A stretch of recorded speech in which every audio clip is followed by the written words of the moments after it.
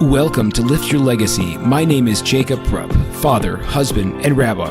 And each week we bring you an inspiring person or message to help you unlock your inner potential and create change that will impact the future. Thank you for listening, and let's get to it. I have such a treat for you today. I'm bringing on a friend, one of the earliest mentors I had in my own spiritual development. His name is Rabbi Yehoshua Styne. He is currently the director of Meor Israel and the Mashgiach, which is like the spiritual overseer, I guess you can say, of Machon Shlomo Yeshiva in Jerusalem. So Rabbi Styne and I met a long time before he was Rabbi Styne, and it's been a relationship that, while we haven't necessarily been in touch for large periods of time, over the course of a decade, Rabbi Styne and I have been in touch, and he has been an ongoing source of inspiration for me. We go into how he became who he is today and many of the fundamental concepts that he uses as he guides thousands of people in their most significant journeys to reaching their better selves. So with no further ado, Rabbi Styne. Rabbi Styne, start us off. Tell us about, I remember Great Neck. I'd never heard about Great Neck before I met you. How did you get to where you are today? If you could condense your life into a couple of short sound bites. Yeah, it's a little bit wild. I'm a Long Island boy sitting here in my study here in Har Nof, married to an Israeli with Bli Ayin Hara, a pack of Israeli children. And if you would have told me like 20 years ago, 15 years ago, that I would be married to an Israeli living in Israel, I would have laughed.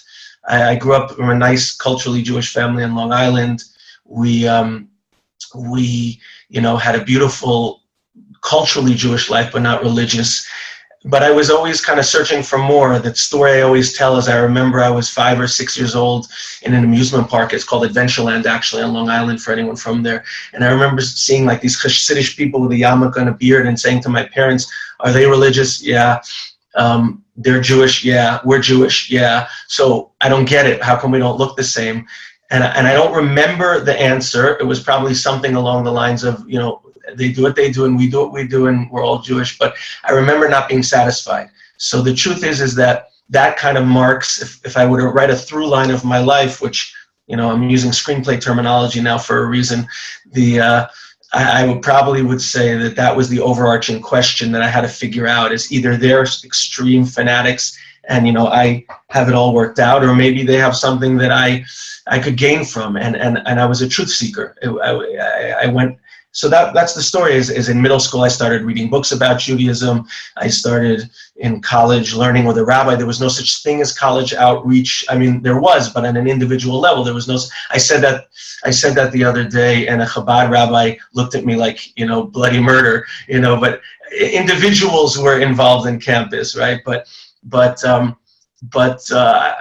was a young Avrech at the time, Eli Schwartz, who was in Lakewood, who would come down and learn with me. He would make like he was coming down to give big classes, but he was just coming down to learn with me. And I went through periods of dumping him and then bringing him back and then dumping him. And but basically over my 4 years at University of Pennsylvania, I became observant and left to go straight to USC Film School, where I studied film because that was another through line in my life, which was movies and video. And then I in LA became fully observant, and then decided at the end of my 2 years in LA that I don't want to be on the outside my whole life. I want to be on the inside. I remember sitting in a kollel looking at all this svarim and saying, forget the fact that I can't read what's in them. I don't know what the purple one is from the green one. And I want access. It's all there. So I went to Yeshiva. I went to Machon Shlomo for 2 years. I went to the Meor for almost a decade. And then at a certain point in that decade, I was brought into Meor and then brought into Machon Shlomo, which we can get into more detail at some point. Yeah. So tell me a little bit about that. How did you find that transition from learning to being one that teaches, and what do you feel is the unique opportunity that Meor and Machon Shlomo offer to people that are looking to grow and people that are looking to, like you mentioned, sort of discover more about who they are as Jews? Okay, two amazing questions. We went from full-time learning to really being there for the klal. I remember I got a phone call. I brought Yoni Greenwald, who is a close friend of mine. I had originally introduced to Rabbi Gershenfeld, and he started working on the Meor trips. And at a certain point, he said to me, as he started, he said, you're going to be written off because you're going to dry up and you're not going to understand the world, and you're not going to be able to relate to and be that teacher that everyone thinks you can be. And it takes a good friend to kind of sock it to you and say, stop being so closed off and narrow. There's a big world out there that you have to connect to. So I took the job of running the trips. And I remember I would, in the Meor, no one wears a tie. So I'm sitting there learning for Seder, and then I'd have to run across at that time we had all the trips at the Novotel across the street. I'd run across the street, putting my tie on, teach a class, run the trip, come back to second Seder, pull my tie off so nobody would make fun of me at the Meor. And that was the balance. I was kind of 2/3 in the Beis Midrash, 1/3 running trips. But then it grew. Then there was a lot of follow-up to do with students. And then a few years later, Rabbi Gershenfeld gave me a phone call and said, "This is it, Machon Shlomo. We have an opening. It's been we want to bring new life into the place and kind of remake it." And I said, "Oh, but I have one more year left in the Meor that I want to finish something." He said, "Think about it for 12 hours and get back to me." I called my other Rebbe, Rabbi Elephant. He was in America. His wife gave me like the bat line in America. And he called me back within 3 seconds. And he looked at me and he said, over the phone, he said to me, "You don't turn down this type of opportunity." And that's something that sticks with me that Rabbi Elephant always said to me is we don't live a b'diavad life. We live a lichatchila life. And if at any point a person thinks that, I'm going to go, I'm learning and I'm steiging, but b'diavad, I need to go teach because it's the other way around. We decided it's lichatchila, it's first choice for me to come and teach. It's not that, because of this or because of that. Opposite. It's what's going to fire me up. And since then, I saw, there's Midrashim and Avram Avinu, the special brachas that come to somebody who's involved in the klal in their own personal learning, and it was a balance that over the years went from full learning to basically full teaching. Of course, maintaining time to learn personally, which is I think crucial. That everybody has to have their own learning that they're doing not for teaching and just for themselves. But that's the basic flow. And just one more point is that everybody wants kind of a stellar to this big position to teach, and the truth of the matter is I always say that the people who are the best teachers are the ones who are out there on the front lines. Rabbi Rupp is the best teacher because if you learn for 10 years Torah and then you can't explain, I always tell the students, if you can't explain to your grandmother Bari and Shema, if you can't explain to your grandmother the sugya that you're learning in yeshiva, then you didn't really integrate it inside yourself. And if we can bring it all the way down, that's education. That means that A, I learned, and B, I'm a good teacher. So it's the opposite. The best teachers are the ones that go out to the young professionals, go out to the campuses, go out to Machon Shlomo, go out to people who are coming from far away, and they can take the depth of Torah, bring it down to that level. That means they really know it themselves.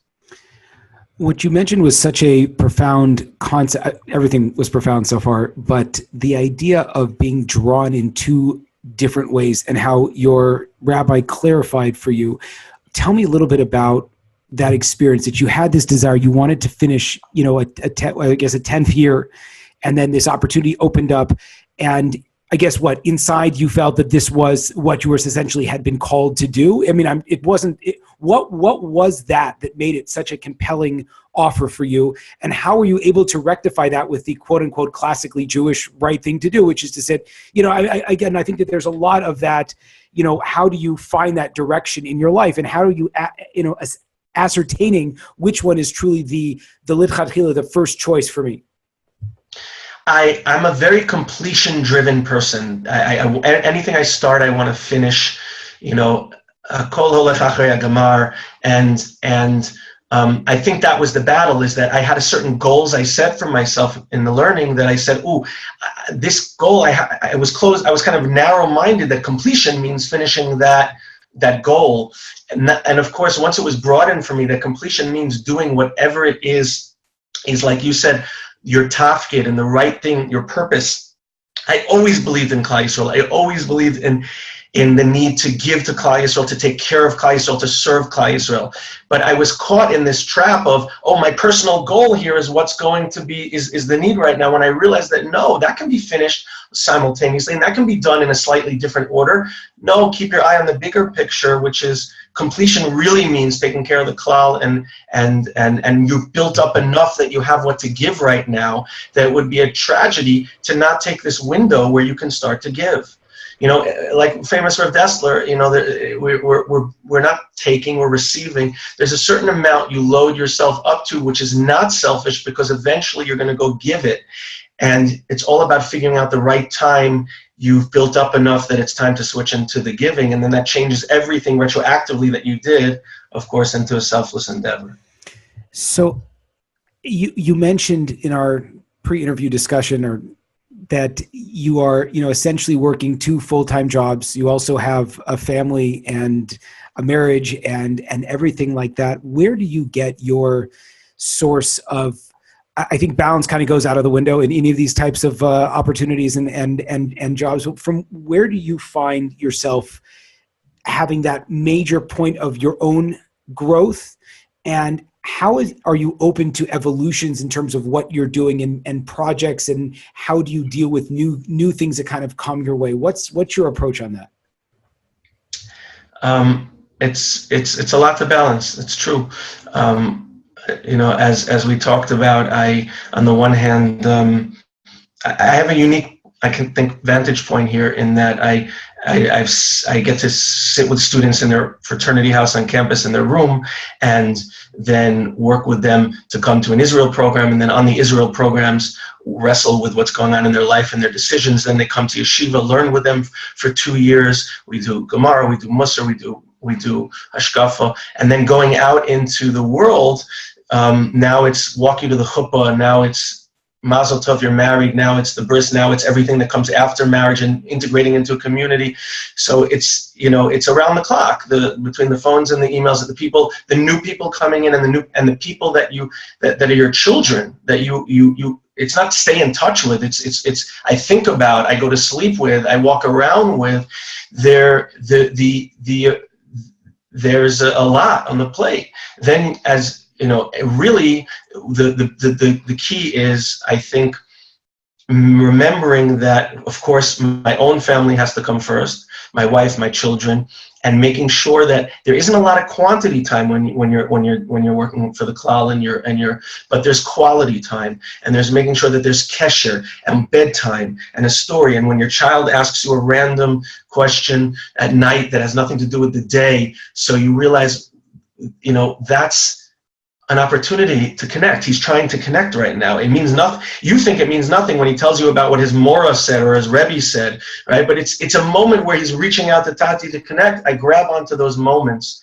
So I'm always, to answer your question, I'm always trying to focus in on precious family moments, and B, while I'm dealing and trying to help with everyone, everyone's own issues in life, I'm trying to make time for my own personal learning, which we spoke about. And C, I'm always keeping my ears open for innovation. There's not a year that goes by that I don't rewrite shiurim. Above me is files. I don't know how to do this. Is files of Machon Shem, Meor Shem. This is, and papers get ripped up, and we start again, and we rethink. And this generation, and the issues with boundaries, and the issues with attention span. How are we going to innovate the trips? What are we going to do for the yeshiva? We're thinking of making a whole different program for Elo. We're thinking of making a Derech Eretz Kodem LaTorah program, because of how many things people are missing from what you and I, Jacob, I also researched you. I watched your episode 0, in which you talked about why you started this whole podcast thing. And you grew up in what you said was a normal family, and normal's relative, but nowadays, I don't know what people are not growing up with what you and I grew up with. They're not growing up with that mother that you grew up with, Jacob, that said you can do anything that you put your mind to, and you believe in yourself, right? They're not growing up with responsibility achrayus as being a huge value. They're not growing up with grit and hard work as being something that the culture trains us in, because everything is made super easy. These are things that even in Long Island we grew up with, and so we're thinking about revamping the Elul to be things that need to be get as a prerequisite to even begin a religious life. So I'm using that as one example of constant need for innovation. I hope that answered a little bit of what you asked me. Well, I want to circle back, because one of the things that I had asked, and I think that this is one of the amazing things that I know about you and about your program, is that what you feel like is the most crucial element in terms of building what the quote generation needs? I'd ask, what sets Meor apart and what sets Machon Shlomo apart, and I think you sort of almost alluded to. No, I didn't answer. I'm so glad you came back to it. I was so bought with my completion. Yeah, I was going to find a way to bring it back. I'll put a big banner behind the. Yeah, don't worry. Yeah, go for it. It was 2 questions in one, and I only answered one of them. I know. Watch out! I have a radar. Yes. What makes Meor and Machon Shlomo unique, and really what needs to be accomplished with young men in their 20s is, and I think young women as well, obviously, is. Some of the things we talked about. I remember on a Meor trip, a student from Michigan stood up at a Shalosh Shudas, and he spoke about 2 camps in his town, 2 summer camps. One was like the primpy, prissy camp where you were pampered, and the other one was where everyone in the camp had a job, and you got a job for the summer, and you had to work at that camp. And he said, and at the end of the summer, we did a survey among all our friends, and everybody unanimously at the second camp was on fire about the camp, and the first camp they weren't. Counterintuitive. You would think, I want to go to a country club. I'm not sure that Shalosh Shudas drush would be true today. That was about 10 years, maybe 8 years ago. I think people, so we talked about the need. How are people going, Jacob, you and I both know a life where you're working for the cloud, you have wife, you have kids, you have every child's a different project, every student's a different project, every shear's a different project. So is it an easy life? No, it's not, we've all tried to burst this bubble of like being frum is being easy and happy and that perfect Shabbos table, right? We do a big job, by the way, in the second year of Machon Shlomo doing what I call the integration VOD, where we work with them deeply on what it means for a Baal Tshuva to be going out into the big frum world and what issues he's going to encounter and try to burst all the bubbles. But you can just have him to come to my Shabbos table and watch what happens over there. That's it. I'll just send them out to San Diego. Right, exactly. But that's the point is that's how are we going to begin Torah education until we implant hard work and the ability to be sovel, to be able to take things and to be able to have broad shoulders and carry. So that's part of it. The other part of it is I alluded to before, is that people need to tap into who they are and what their greatness is. And that's a huge Meor, Machon Shlomo, we're centered around helping people connect to the deepest parts of themselves, which is connecting to HaKadosh Baruch Hu, of course, but we have a systematic approach to identifying strengths. This is not self-help, this is not lightweight, this is Rabbeinu Yonah in 2 or 3 different places. This is the Shev Shmaitza, this is Rav Dessler, this is the Zohar on Parshas Yisro. We're not that a person's tafkid lies inside of himself, and the DNA is in there, and we have to help them unlock it. So a lot of what we do is work with each person through Torah sources. We built workshops, we built exercises, we built Torah sources that we go through to help somebody identify and clearly label what are my kochos, what are my relationship strengths, what are my community needs, what are my career needs, and once Rabbi Yehoshua Styne was big on this, once a person aligns himself with his greatness, a lot of the other things which are based on insecurity and Yetzer Haras melt away on their own. So we have a tremendous amount of time. When I grew up in Long Island, I'll give you an example. I grew up in Long Island, and as we've said 7 times already, and what do you do when you're on Long Island? You're either a doctor or a lawyer, except you don't pronounce it that way. You pronounce it doctor, lawyer, right? And when I remember, I have these hands here that are pretty big, and people tell me are nice. So I remember being a kid being told that I would make a wonderful surgeon, right? And I remember my parents bought me a game called Stocks and Bonds. It was my favorite 8-year-old game. And at all the parties with all the cousins, when they would say, what do you want to be when you're 8 years old and you're 9? What do you want to be when you grow up? I'd say investment banker. Now, I still don't know what an investment banker does, but that was what you said on Long Island. So I'm telling you right now that if I became an investment banker, I wouldn't have the energy that I have doing what I'm doing. If I was a surgeon, I want you to look at the screen closely, right? I have a slight tremor over here. My father has it also. I would be a terrible surgeon, horrible. The key is getting the societal voices out and tapping into what I'm built for. And if I line that up with who I marry, where I live, what I do for a living, what I learn, which sugiyas I learn, which halakim of Torah I learn, how I learn it, and in what format, I'm in the zone. And then I have a life. It might not be easy. It might not always be happy, but it's the flow comes through. I'm connected to Kadosh Baruch Hu, so the flow comes through, and I have energy, and I'm in. It's the best way I can describe it, in the zone, and that's what we're trying to help each individual tap into. I'm so sold. I just rewind a couple of years. Amazing. So tell me a little bit. We love seeing you at Or Sameach. Come on. No, it's great. No, but I'm saying I think that as you get older, and this is something that maybe you could weigh in on, things get a little bit cloudy. You know, it's one thing to be 20 years old and have all of these, you have these broad visions in front of you and what you want to accomplish. But have you found that as you get older, or the people at least that you counsel, as they go through all of these life changes and, the responsibility to provide a livelihood and marriage after the first time, hurdle of finding the person, actually now you're like been married 10 years, like what does the next step look like? Or what does it look like when I'm raising your own children? Is this a process that you're supposed to be going through somewhat consistently? Or how do you sort of re-clarify or tap into that kind of post-yeshiva?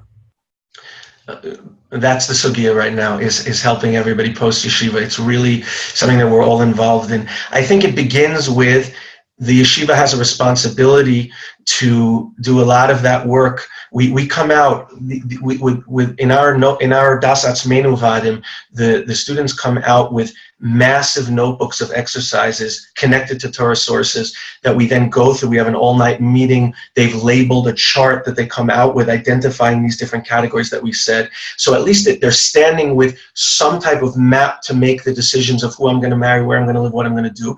And of course, it over time, it gets adjusted, but they have the tools. There are tools, but Rav Dessel, Revolvi, many sources that give you tools on how to recognize what your drives are.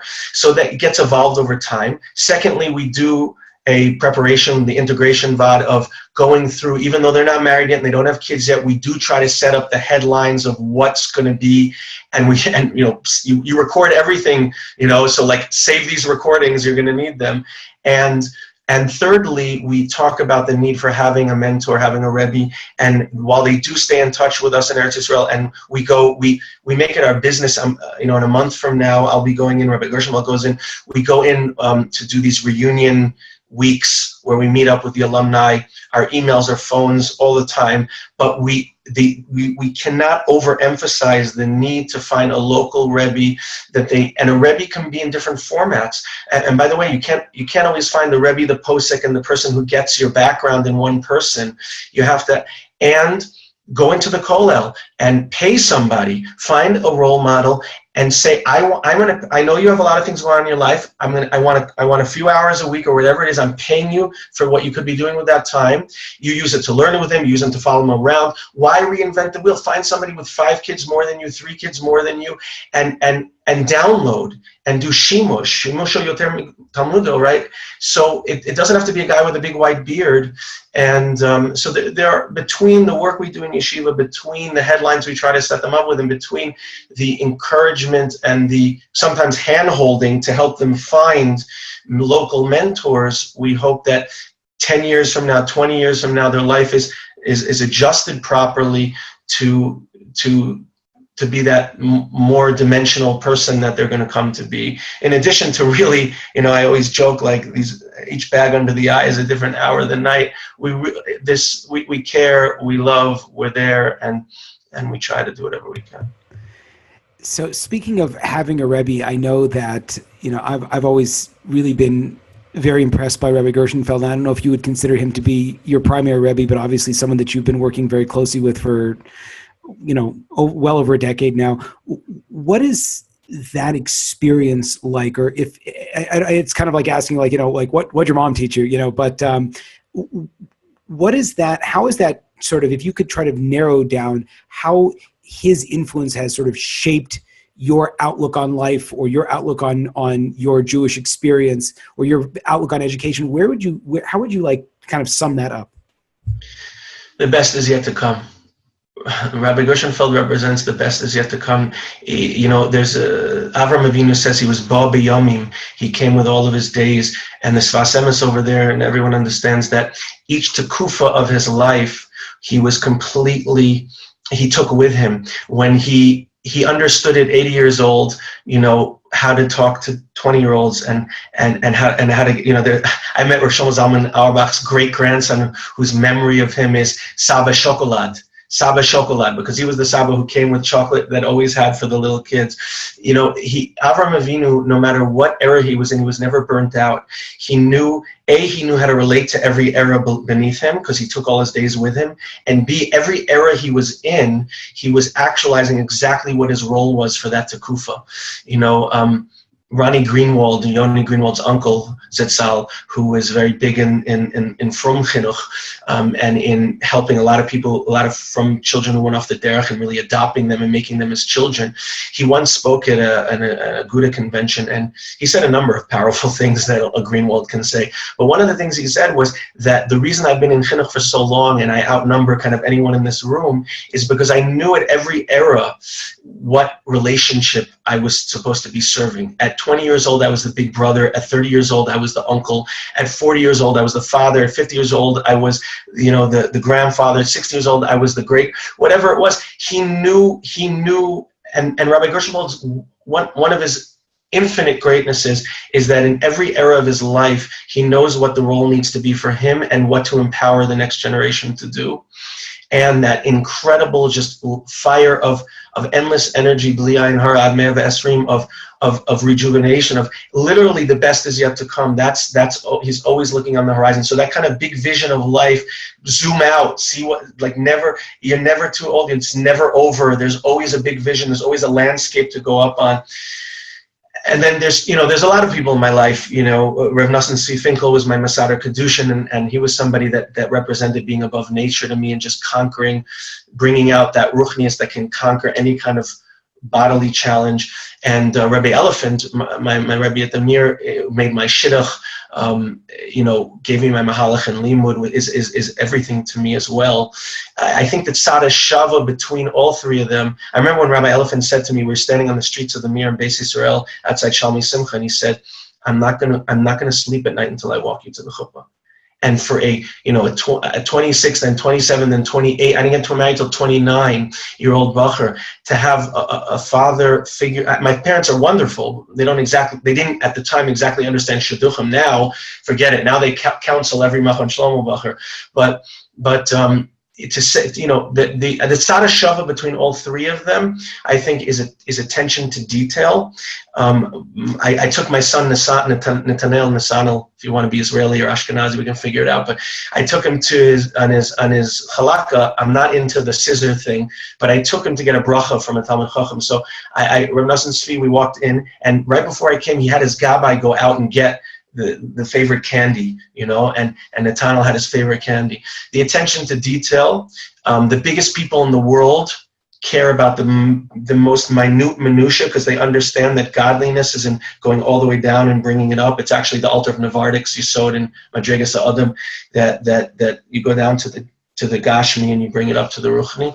And the other is Achrayas, that all of the Rebbeim in my life taught me that banim, talmidim kabanim, and your students are like your children, and the responsibility they took, and that's what I try to do as a Rebbe. Is I try to deeply care about everybody's details, and I try to really take that response. I know the graveness of it, and I daven for the ability to do whatever siyata d'shmaya can be given, or whatever vehicle or kli I can be for things to come through.